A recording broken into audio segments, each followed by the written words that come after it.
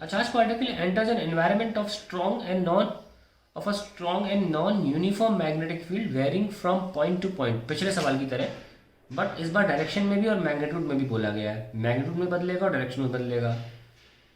तो अचार्ज पार्टिकल ऐसे कमरे में एंटर करता है जहाँ मैग्नेटिक फील्ड जो है वो मैग्नीट्यूड में बदल रही है और डायरेक्शन में भी बदल रही है. And comes out of it following a complicated trajectory. अब ये ठीक है, कॉम्प्लिकेटेड ट्रेजेक्ट्री फॉलो करना बहुत ऑब्वियस था क्योंकि अब मैग्नेटिक फील्ड डायरेक्शन में भी चेंज हो रही है. ठीक है. Would its final speed be equal to the initial speed if it suffered no collision with the environment. Charge particle की स्पीड क्या चेंज होगी? लेट अस सी.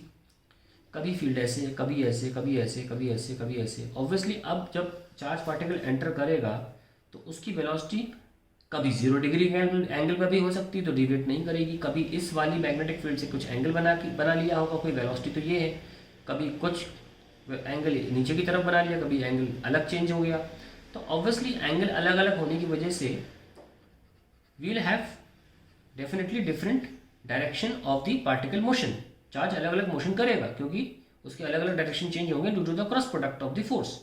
देखिए आप, जब जब वी क्रॉस बी होता रहेगा जब तक पार्टिकल पे force perpendicular to V and B लगता रहेगा और चार्ज पार्टिकल की इसीलिए कॉम्प्लिकेटेड ट्रेजेक्ट्री, क्योंकि कभी वी बी के बीच में कुछ एंगल है, कभी वी बी के बीच में कुछ एंगल है, तो उसके हिसाब से अलग अलग आंसर्स आते रहेंगे. खैर, तो ऐसे कॉम्प्लिकेटेड ट्रेजेक्ट्री मान लो इसने करती रही और फाइनली ये निकल गया कैसे भी, या ऐसे भी निकल सकता है, ऐसे भी, उससे कोई फर्क नहीं पड़ेगा.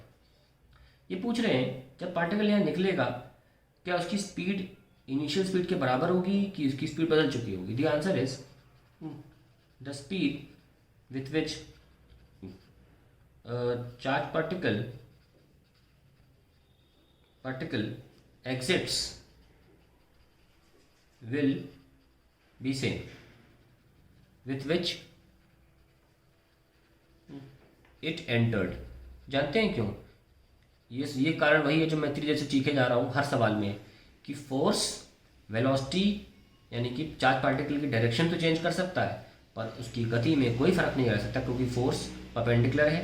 ये कोई वर्क नहीं करता, वर्क नहीं होगा तो काइनेटिक एनर्जी में चेंज नहीं होगा according to work energy theorem. So the conclusion is that there will be no change in speed, however there will be changes in direction. तो स्पीड में कोई चेंजेस नहीं आएंगे because the force is always perpendicular to the velocity of the charge particle.